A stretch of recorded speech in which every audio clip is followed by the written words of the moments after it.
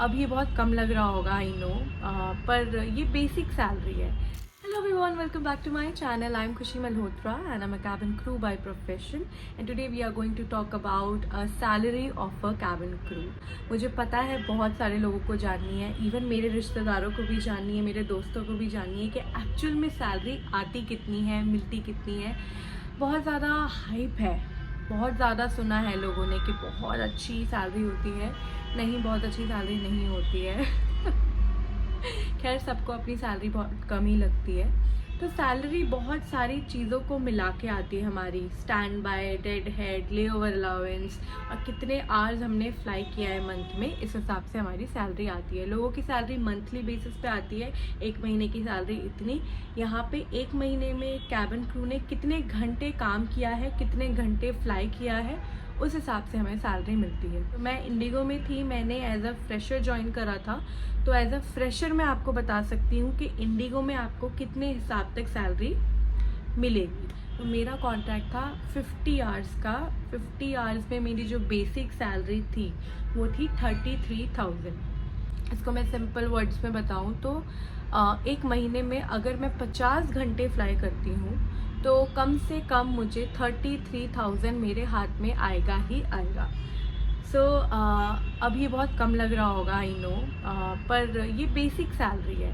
50 घंटे से ऑब्वियसली हम ज़्यादा ही फ्लाई करते हैं, 70 घंटे, 80 घंटे, 90 घंटे, 100 घंटे तक भी हम लोग फ्लाई कर लेते हैं। तो अभी तो सैलरी थोड़ी सी बढ़ गई है। मेरे टाइम पे जब मैंने ज्वाइन करा था शायद तब इतनी ही थी, बढ़ी है नहीं बढ़ी मैं श्योर नहीं हूँ, बट 33 आपको मिलेगी ही मिलेगी। अब मैं आपको दूसरा अंदाज़ा मुझे कितनी सैलरी मिल जाती थी इन हैंड मैं आपको बताती हूँ कि 1-2 महीने बाद जो मेरे को रेगुलर सैलरी आना स्टार्ट हुई तो वो कितनी मुझे आ जाया करती थी।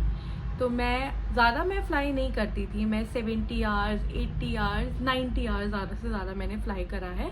100 आवर्स जो फ्लाई करते हैं उनको भी बहुत अच्छी सैलरी आती है। तो 70-80 में मैं बोलूँगी कि मुझे 45,000 तक आ ही जाती थी। ये नॉर्मल फ्लाई करना हुआ, ये मतलब इतना ज़्यादा मैं फ्लाई नहीं कर रही थी, सिर्फ 70 घंटे मैंने फ्लाई करे तो मुझे 45 तक आ जाती थी सैलरी। अगर आप अभी इंडिगो ज्वाइन करते हो तो इंडिगो में अभी सैलरी थोड़ी सी बढ़ भी गई है, तो आपको 50 तक तो एज अ फ्रेशर आप ज्वाइन करते हो तो 50 तक तो आ ही जाएगी सैलरी।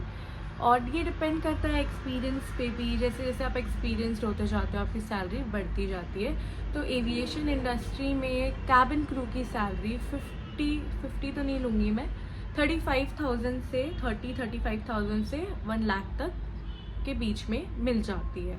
अब वो डिपेंड करता है आप कितना फ्लाई कर रहे हो, कितना फ्लाई नहीं कर रहे हो, कौन सी एयरलाइन में फ्लाई कर रहे हो। अलग अलग एयरलाइन है, कोई कुछ ज़्यादा दे रही है, कुछ थोड़ा सा कम दे रही है, बट ज़्यादा डिफरेंस नहीं होता है, थोड़ा बहुत ही डिफरेंस होगा। So that's all for today. Thank you so much guys for watching this video. I know ये आपको हेल्पफुल रही होगी क्योंकि किसी ने भी इतना साफ साफ सैलरी नहीं बताई है जितना सैलरी साफ साफ मैंने आप लोगों को बता दी है, क्योंकि मैंने इंडिगो छोड़ दिया है। ऑब्वियसली इसलिए मैं बता पा रही हूँ क्योंकि हमें अलाउड नहीं होता है बताना।